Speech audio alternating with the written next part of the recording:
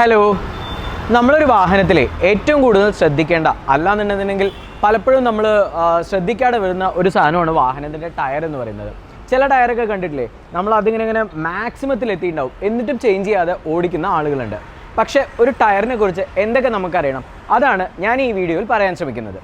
ഈ ടയർ എന്ന് പറയുന്ന സമയത്ത് ഇപ്പോൾ വരുന്ന ഒരുവിധം എല്ലാ ടയറുകളും റേഡിയൽ ടയേഴ്സാണ് കേട്ടോ കാറുകളിൽ ഉപയോഗിക്കുന്നത്, അതും ട്യൂബ്ലെസ് ടയേഴ്സ്.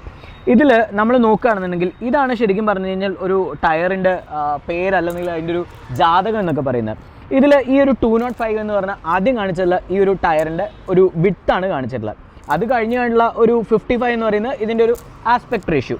പിന്നെ ഈ R എന്ന് സിംബലൈസ് ചെയ്യുന്നതാണ് ശരിക്കും പറഞ്ഞു കഴിഞ്ഞാൽ ഇതിൻ്റെ ടൈപ്പ് ഓഫ് കൺസ്ട്രക്ഷൻ, അതായത് ഈ ടയർ എങ്ങനെയാണ് അതിനെ കൺസ്ട്രക്ട് ചെയ്തിരിക്കുന്നതെന്നുള്ള ടൈപ്പ് ഓഫ് കൺസ്ട്രക്ഷനാണ് R. 16 എന്ന് പറയുന്നത് നമ്മുടെ ഈ ഒരു റിമ്മിൻ്റെ ഡയമീറ്ററാണ് ഈ ഒരു 16 എന്ന് പറയുന്നത്.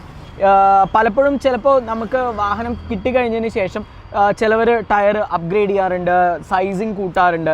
ഇതൊക്കെ ചെയ്യുന്നത് ശരിക്കും പറഞ്ഞു കഴിഞ്ഞാൽ അതിന് വണ്ടിക്ക് അത്ര നല്ലതൊന്നുമല്ല. കഴിയുന്നതും ഏതാണോ അതിനകത്തിരിക്കുന്ന സ്പെസിഫിക്കേഷൻ അടുത്ത തവണ നമ്മൾ ടയർ മാറുമ്പോഴും അതേ ടയർ തന്നെ യൂസ് ചെയ്താൽ നന്നായിരുന്നു.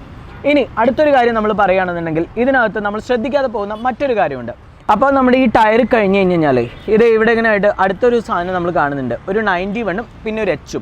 അതിൽ ഈ ഒരു 91 എന്ന് പറയുന്നത് നമ്മുടെ ഈ ഒരു ടയറിൻ്റെ ലോഡ് വെൻഡിങ് കപ്പാസിറ്റിയാണ്. ഏകദേശം 615 കിലോ ആണ് ഈ ഒരു ടയറിൻ്റെ ലോഡ് വെൻഡിങ് കപ്പാസിറ്റി എന്ന് പറയുന്നത്.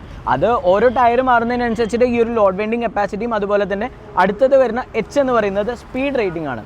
ഇപ്പോൾ നമ്മുടെ ക്ലസ്റ്ററിന് ചിലപ്പോൾ 260 250 ഒക്കെ സ്പീഡ് കാണിക്കുന്നുണ്ടെങ്കിലും ആ വെഹിക്കിളിന് മാക്സിമം സ്പീഡ് കിട്ടുന്ന അറിയുന്നതിന് വേണ്ടിയിട്ട് നമുക്ക് ഈ ഒരു റേറ്റിംഗ് നമ്മൾ നോക്കിയാൽ മതി. ഇതിനകത്ത് H എന്ന് പറഞ്ഞിട്ടുള്ളതാണ് റേറ്റിംഗ് കിടക്കുന്നത്. 210 km/h ആണ് ഇതിൻ്റെ ഒരു റേറ്റിംഗ് വരുന്നത്. അതുപോലെ തന്നെ നമുക്ക് ഈ ടയർ മാറാറായോ എന്നറിയണ്ടേ? മാറാറായോ എന്നറിയാൻ വേണ്ടിയിട്ട് ടയറിൽ തന്നെ ശരിക്കും പറഞ്ഞാൽ അങ്ങനെ ഒരു സിമ്പിൾ കൊടുക്കുന്നുണ്ട്. ട്രെഡ് വയർ മാർക്കിംഗ് എന്നാണ് മാർക്കിങ്ങിന് പറയുന്നത്. ആ ഒരു മാർക്കിങ്ങിൻ്റെ അതേ ലെവലിൽ നമ്മൾ ടയർ ആ ഒരു ഗ്രിപ്പ് വരികയാണെങ്കിൽ പെട്ടെന്ന് തന്നെ നമ്മൾ ടയർ ചേഞ്ച് ചെയ്യണമെന്നാണ് നോർമലി നമ്മളെല്ലാവരും പറയുന്നത്, അല്ലെങ്കിൽ അതാണ് മാനുഫാക്ചേഴ്സും റെക്കമെൻഡ് ചെയ്യുന്നത്. അപ്പോൾ മഴക്കാലം കൂടിയാണ്, ടയർ എന്ന് പറയുന്നത് വളരെ ഇമ്പോർട്ടൻ്റ് ആണ് കേട്ടോ. അപ്പോൾ നിങ്ങളെല്ലാവരും നിങ്ങളുടെ ടയറിൽ ഈ ഒരു ടയർ വെയിറ്റ് ഇൻഡിക്കേറ്റർ നോക്കുക.